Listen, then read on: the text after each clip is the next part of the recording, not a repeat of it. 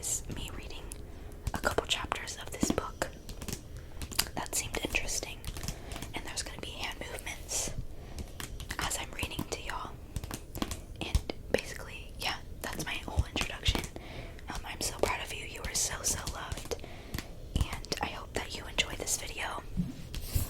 So, the book I'm reading is What You Never Knew, and it's by Jessica Hamilton.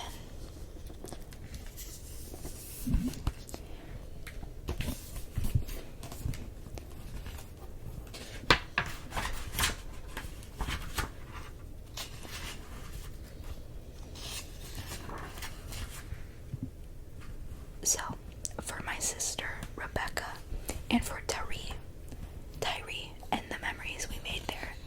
I don't know if I said that right. Okay, so it's not labeled chapters.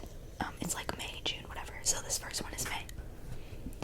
1 hour before I died, I was sitting in a stuffy lawyer's office dealing with the probate details of my mother's will. It figures I was dealing with her mortality right before facing my own. Very little happened in my life that wasn't in some way connected to her. She passed away 7 months earlier, which meant my time of freedom from her had been brief and fleeting. Lung cancer. It was long and drawn out, with great suffering and cause for constant round-the-clock care. During the months of her illness, I often thought she'd finally gotten what she wanted all along, our undivided attention, daily displays of love, and deep concern for her well-being. She couldn't have chosen a more suitable and satisfying exit for the world. I'd gone to the lawyers that day confused. My mother had insisted that all her assets be divided while she was alive. She'd signed the house over to me. I'd sold it promptly upon her death, splitting the proceeds with my youngest sister, June. She'd gifted her savings, jewelry, and antiques to me and my sister and my nieces, more efficient than waiting for lawyers to do it, and it meant she was present for the proclamations of gratitude that came with it. I thought all her affairs had been wrapped up nice and tidy while she was alive. How very naive of me. I should have known that my mother would leave something messy for me to deal with. One less reminder of what I'd spent my life trying to forget. The lawyer casually passed the envelope across his desk to me, as though it were light as a feather.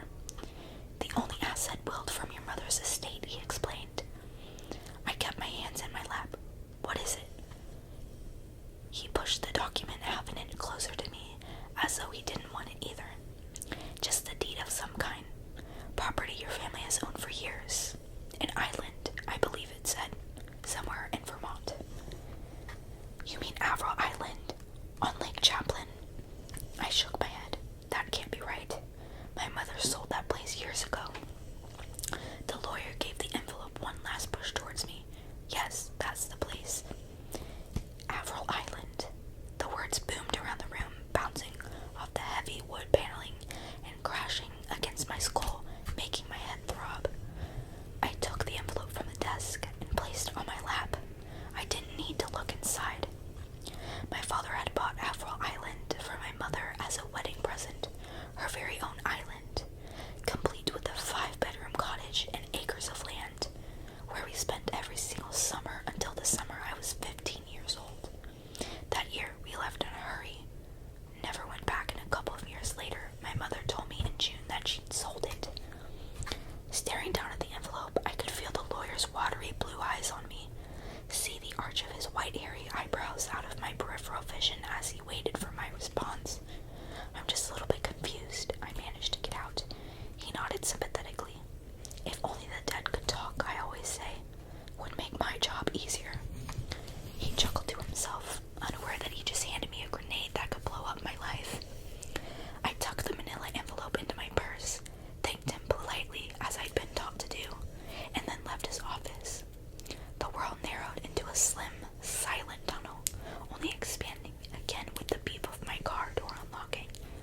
Inside smelled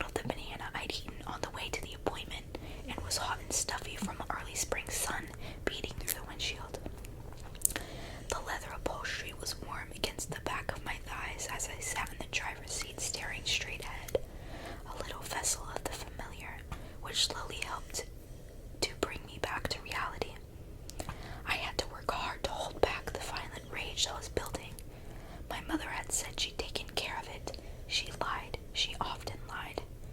I really couldn't understand why she hadn't told me about Afro Island before she died. It was like some sick joke. She'd waited to play on me. Waited to unleash until she was gone and didn't have to deal with any of it herself. I'd spent years trying to escape that part of my life and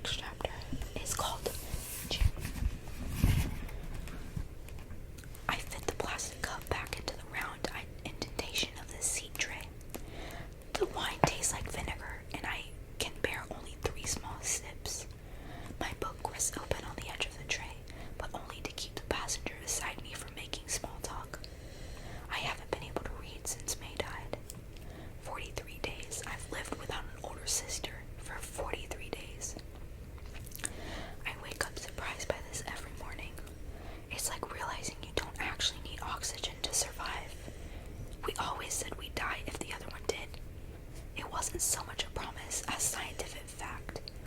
We just didn't think one could survive without the other. And yet here I am, on a plane to a place I should be going with my sister. The flight attendant drops a bag of pretzels on my tray, then moves on. His plastic smile locked in place. Reflex has me pull the small plastic bag open and bite down on one of the salty twists of sawdust. The wine is the only thing I have to move the dry clump down my throat. I wince as it travels through me. The red is just as bad. The man in the seat beside me says. I gave him a polite smile and set my gaze back on my book. I used to be a friendly person, happy to engage in airplane small talk. Now everyone annoys me. All inane intrusions into my grief.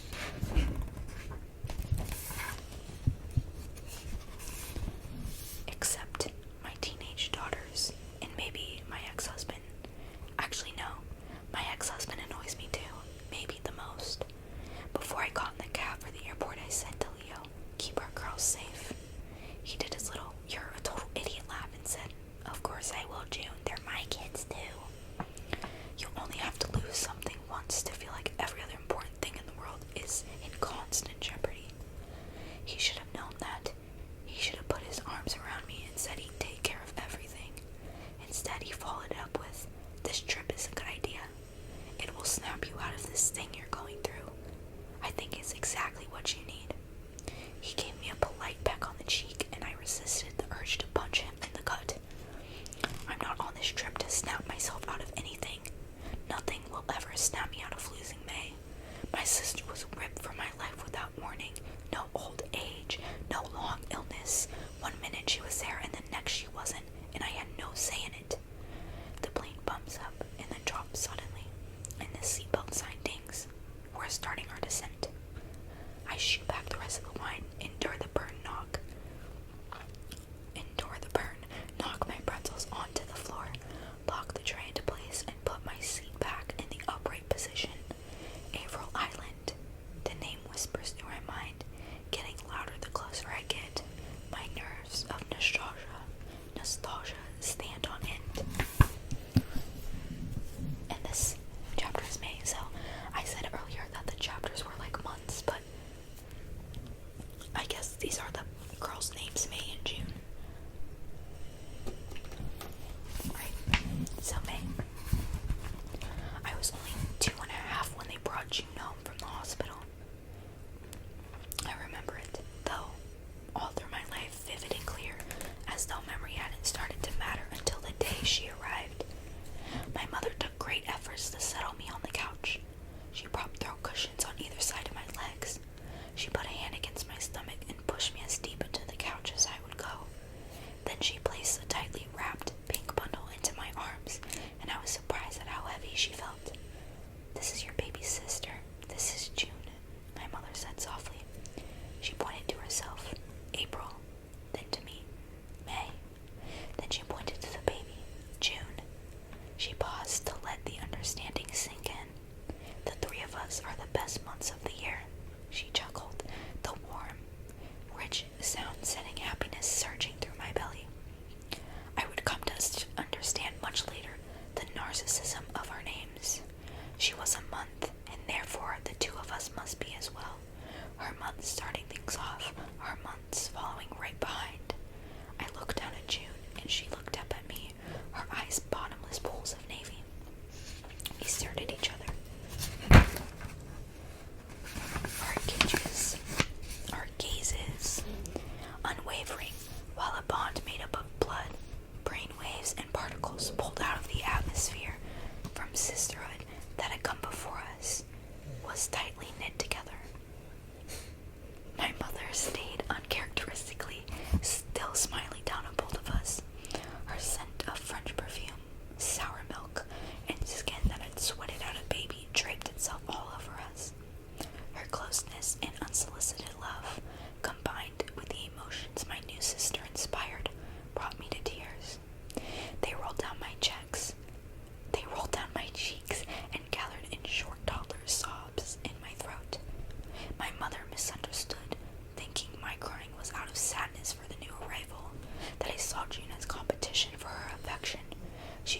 sister out of my arms and against her chest like I was only moments away from chucking the bundle right onto the floor.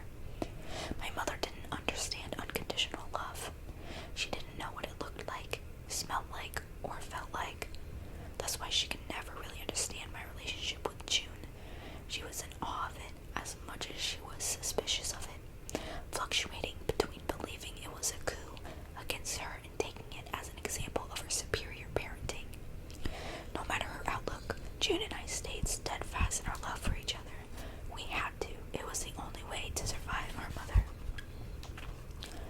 I don't know if all dead people are assigned to just one person. It makes sense, though, that I'm assigned to June. Basically, I was assigned to her the day she was born, and now that she's dead, she's the one I haunt. Being dead isn't as bad as everyone imagines. It's lonely in some ways, but peaceful, and there's a contentment that comes with it you've searched for all through life but never found. Perhaps because in so many ways we spend our lives running from death, so when it finally comes we have no choice but to accept it. Gone are the fear, the avoidance, and the desperation that living so often brings. No more insecurities, guilt, shame, or regrets. There's just no point to them anymore.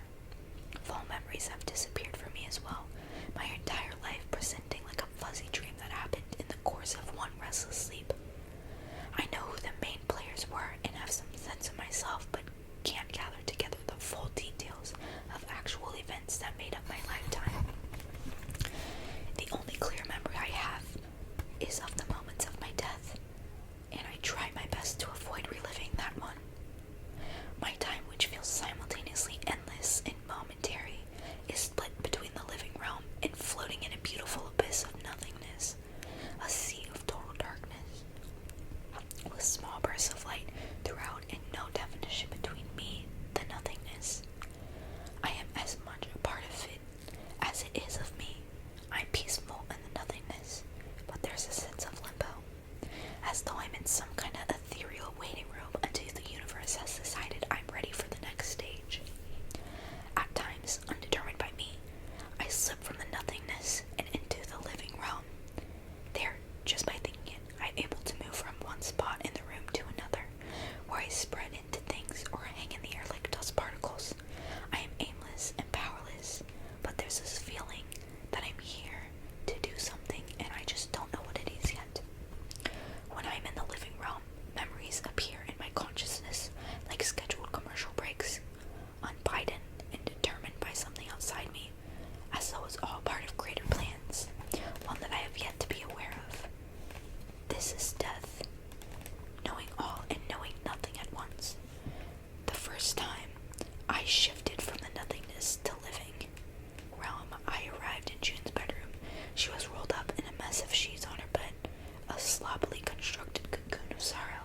The blind was pulled down against the daylight, but stubborn.